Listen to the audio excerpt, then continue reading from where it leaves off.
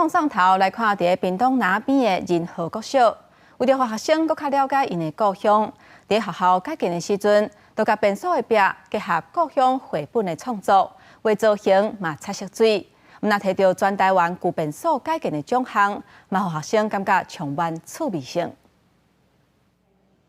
壁顶灿烂色的海洋世界，天棚的电火是莲雾的造型，门顶悬有高枝鸭，连水道头拢是黑。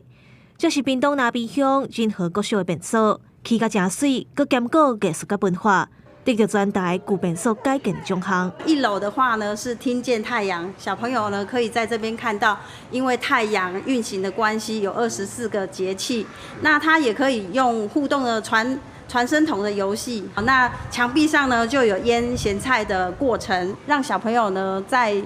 上厕所的时候可以欣赏美学，也可以学到在地的一些知识跟产业。用社区的产业特色甲绘本故事来装它，互学生囡仔上便所的时，毋但环境清气舒适，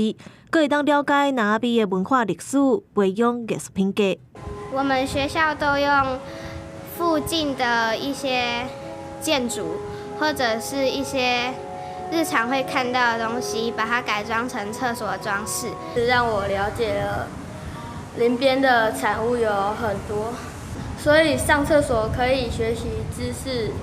艺术与人文。仁和国小表示，较早的学生对学校便所印象拢较旧，即马整修好势了后，毋但成做全台湾上水的便所之一。未来嘛会结合装它，加入互动游戏，佮有产业故事，